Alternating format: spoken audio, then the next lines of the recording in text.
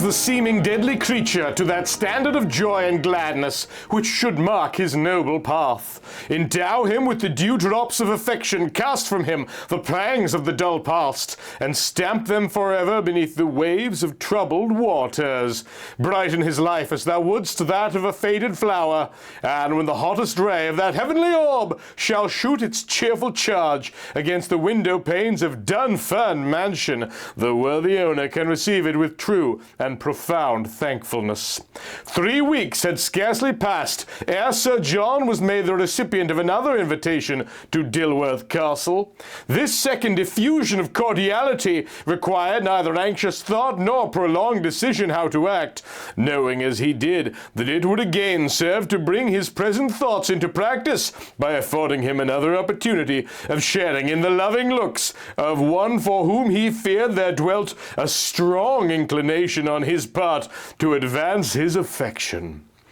Irene stood looking out on the lake beyond the richly draped window, ruminating on the days of her childhood, which lent a look of dullness to the beautiful face that beamed with delight as Sir John Dunfern entered. The evening was very pleasantly and quietly spent, Irene commanding the greater part of his time and attention, on account of Lady Dilworth being slightly ailing, whose health, generally speaking, at this period was not so robust as formerly, and consequently failed to warrant too many callers. As the clock struck 11, Sir John began to think of returning home, feeling quite happy, fancying his great affection was returned in full by Irene.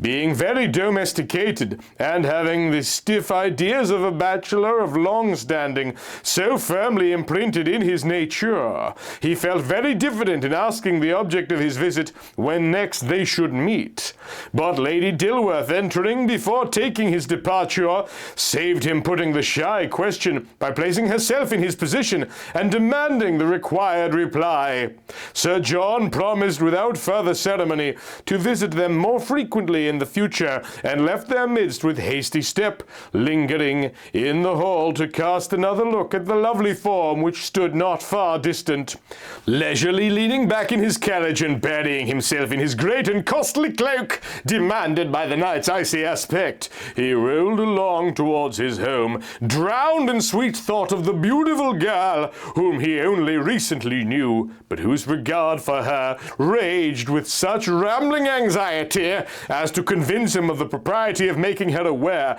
how he meant to play the part of lover. Until now, he was inclined to be prejudiced against the snares and allurements of women,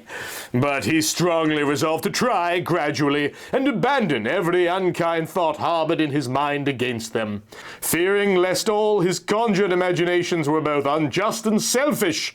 and determined to drown them forever in the clashing gulf of fate, felt a prouder and happier mortal than before.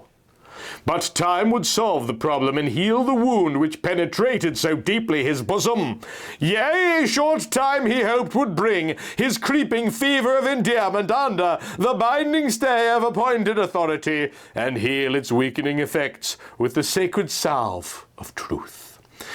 Not until the horses dashed up the winding avenue with increased alacrity was he shaken from his meditating attitude to be ushered once more into his home of boundless wealth.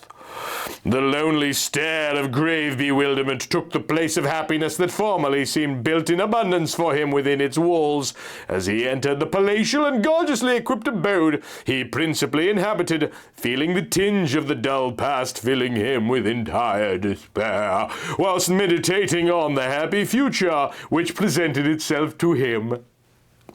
How in a trivial period this lonely spot, he thought, should prove the beacon of never-dying bliss, when once furnished with the most precious treasure on earth,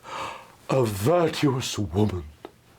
The very thought of his embosomed and anticipated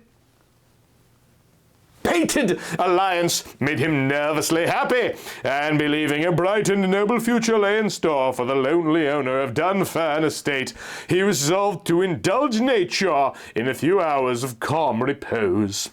The days moved along more quickly, Sir John believed, than formerly, and possibly he may have imagined this was so, as he felt no longer fettered with fear of fighting with his inward friend, Obstinacy, whose hand of drowsy bachelorism seemed forever closed to his changing charity. He had at last thrown aside the garb of female dislike, and patronized that of a warm-hearted lover. Irene did not lead Lady Dilworth to believe that she really cared for Sir John, and when his name cropped up occasionally, she allowed herself always to keep the coast of conversation clear that would likely convict her views most, and managed cleverly thereby to deceive the friend who came not a day too soon to her rescue. Perhaps had Lady Dilworth proved less concerned about the orphan charge she freed from a life of toil, apparently, and instructed her more on the branches of integrity, then the lovely youthful Irene could have decided more honorably in all cases of questioning, and would have done justice not alone to herself, but to all concerned. But like many others similarly surrounded with lovers, battling in the war of extremes, and encompassed on all sides with apparent luxuries, she was confident she would someday come off victorious by acting the clever Corinthian. This exhibit is made possible through the generous Patreon support of all of these incredible people whose names you see here. Particular thanks to Andre D., Break System BSE, Michael Fattori, Zachary Snowden-Smith, and Xana Zira. You can also support the Mutant Museum through occasional one-off donations on Ko-fi, but probably the best way is simply to share these videos with your friends. So thank you for watching, and thanks for being you.